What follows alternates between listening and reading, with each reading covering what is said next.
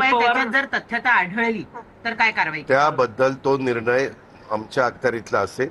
मुख्यमंत्री आम्ही ठरवून तो निर्णय घेऊ. पण कृषी मंत्री खोटं बोलतात असं रोहित पवार एक म्हणाले. मिनिट, बाकी कोण काय बोलतंय त्याला माझ्याला काही घेणं देणं नाहीये. शेवटी ह्या बाबतीमध्ये आम्ही महायुतीच्या सरकारमध्ये काम करत असताना आमच्या कुठल्याही व्यक्तीकडनं, कुठल्याही मंत्र्यांच्याकडनं, राज्यमंत्र्यांच्याकडनं, नेत्यांच्याकडनं महायुतीला कुठंतरी कमीपणा येईल अशा प्रकारचं वक्तव्य कुणाकडनंच होता कामा नये. या अधिवेशन काळात फक्त माणिकराव कोकाटे नाही तर योगेश कदम असतील, संजय गायकवाड असतील, संजय राठोड असतील, संजय शिरसाट असतील, यांची सगळ्यांचीच प्रकरणं बाहेर येताना दिसली. त्यामुळे महायुतीतल्या अनेक मंत्र्यांवर येत्या काळामध्ये गाज येईल असं बोललं जाते. याबद्दलचा निर्णय आपल्यालाही पत्रकार मित्रांनो माहिती आहे की राज्याचे मुख्यमंत्री कुणीही असले, मागे जसं एकनाथराव शिंदे होते, आता देवेंद्रजी आहे, मुख्यमंत्री महोदयांचा तो अधिकार असतो. आता हे मुख्यमंत्री असतील किंवा मागचे एकनाथरावजी असतील, ते तिघांशी चर्चा करायचे, त्याबद्दलचा निर्णय घ्यायचे. त्याबद्दल शेवटी हे 3 पक्षाचं सरकार आहे. इतर पण मित्रपक्ष RPI आणि इतर पण आहेत, त्याच्यात नाही असं नाही. पण याबद्दल सहसा काही घडलं तर NCPच्या मंत्र्यांच्या बद्दल घेतलं तर त्याची जबाबदारी राष्ट्रवादी काँग्रेस पक्षावर जास्त असते. अर्थात राज्याचे प्रमुख म्हणून देवेंद्रजी त्याबद्दलचा निर्णय घेऊ शकतात. तसंच एकनाथरावजींच्या पक्षाच्या बाबतीतचा आहे आणि देवेंद्रजींच्या पक्षाच्या.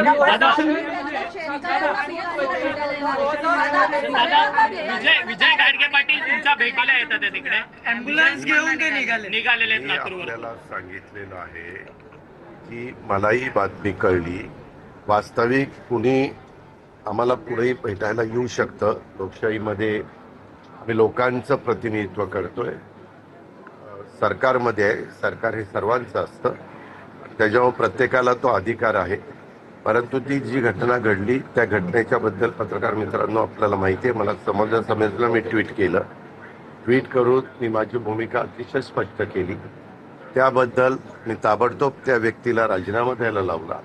किंवा हे असं आपण ज्यावेळेस शाहू फुले आंबेडकरांच्या विचारधारेचा विचार करतो किंवा सुसंस्कृत महाराष्ट्राची समाजकारण राजकारण कसं असलं पाहिजे ते स्वर्गीय यशवंतराव चव्हाण साहेबांनी या महाराष्ट्राला राज्याचे पहिले मुख्यमंत्री म्हणून त्यांनी जी शिकवण दिलेली आहे त्या शिकवणीनं पुढे गेलं पाहिजे. त्याला कुठंतरी गालबोट लागलं गेलेलं आहे आणि त्याच्यामुळं ती जबाबदारी स्वीकारून मी त्यांचा राजीनामा त्यांना द्यायला सांगितलं, त्यांनी तो दिलेला आहे. परंतु सूरज चव्हाणांना एक वेगळा न्याय आणि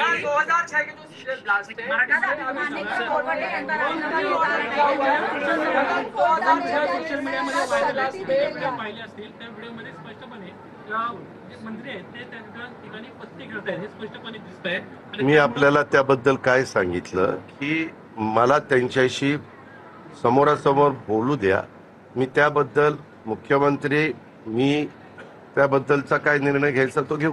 कृषी मंत्री सरकारला भिकारी म्हणतात, त्याही बद्दल मी विचारणार आहे, कारण मी पण ती प्रेसमध्येच बातमी वाचली. मी सुरुवातीलाच सांगितलं, कुणीही कृषी मंत्री असू नाहीतर कुणीही मंत्री असू, कुठल्याही मंत्र्यांनी लोकांच्या समोर बोलत असताना सरकार कुणाचंही असो तारतम्य ठेवूनच बोललं पाहिजे, वागलं पाहिजे, त्यामध्ये आपलं स्वतःचं मत मांडलं पाहिजे. हे सगळ्यांनी ह्याच्याबद्दलचा कुठंतरी आपण काही बंधनं स्वतःला पाळून घेणार आहोत का नाही त्याचं भान प्रत्येकाने ठेवलं पाहिजे.